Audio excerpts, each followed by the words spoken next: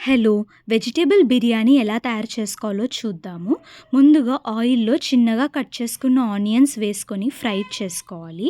అవి మంచి golden brown colour రాగానే వేరే ప్లేట్‌కి ట్రాన్స్‌ఫర్ చేసుకోవాలి.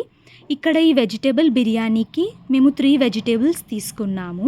Potatoes, carrots and beans. మీకు నచ్చితే వేరే వెజిటబుల్స్ కూడా తీసుకోవచ్చు.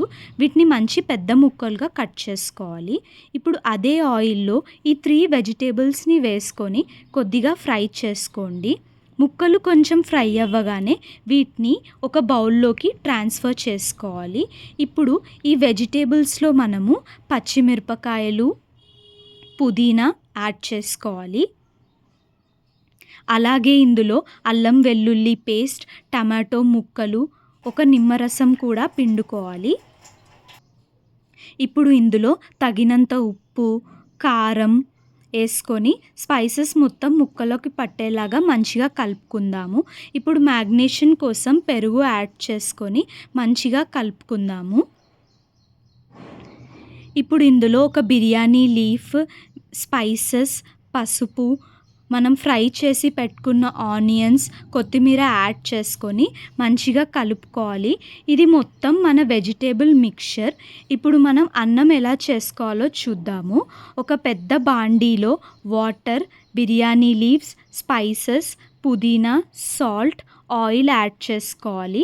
మీరు ఎంత అన్నం తీసుకుంటున్నారో దానికి తగ్గ వాటర్ తీసుకోండి. అలాగే ఇందులో ఒక స్టార్ కూడా యాడ్ చేసుకుందాము. ఇప్పుడు ఈ వాటర్ ఒక 2-3 మినిట్స్ బాయిల్ అయింది తర్వాత మనం కడిగి పెట్టుకున్న రైస్‌ని ఈ వాటర్‌లో యాడ్ చేసేసుకుందాము. అన్నాన్ని మొత్తం వాటర్‌లో వేసి ఒకసారి కలుపుకోండి. అన్నం ఒక 60-70% బాయిల్ అయింది, కుక్ అయింది అని మీకు అనిపించినప్పుడు దాన్ని వేరే ఒక బౌల్‌లోకి ట్రాన్స్‌ఫర్ చేసుకోవాలి. అండ్ ఇప్పుడు మన మెయిన్ ప్రాసెస్ అంటే వెజ్ బిర్యానీ దమ్ ఎలా చేయాలో చూద్దాము. ఇప్పుడు అదే బాండీలో మనం తయారు చేసి పెట్టుకున్న వెజిటబుల్ మిక్స్చర్‌ని ఒక లేయర్ లాగా వేసుకోవాలి. ఇప్పుడు సెకండ్ లేయర్ లాగా దాని మీద రైస్ యాడ్ చేసుకోవాలి. రైస్ యాడ్ చేసుకొని నీట్‌గా స్ప్రెడ్ చేసుకోవాలి. ఇప్పుడు ఆ స్ప్రెడ్ చేసుకున్న రైస్ మీద ఒక లేయర్ లాగా ఫ్రైడ్ ఆనియన్స్ యాడ్ చేసుకోండి.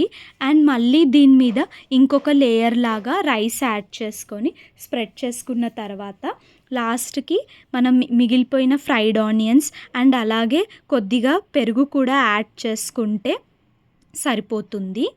ఇవన్నీ యాడ్ చేసుకున్న తర్వాత మూత పెట్టేసుకోండి. ఇప్పుడు స్టవ్ అడ్జస్ట్ చేసుకోండి.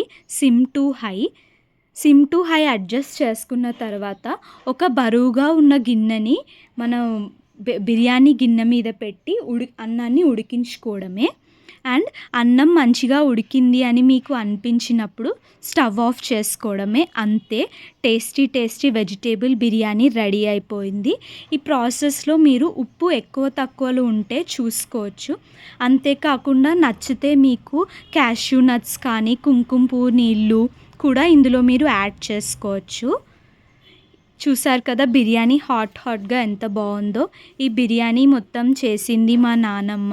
Thanks to my granny. Hope you like the video. Bye.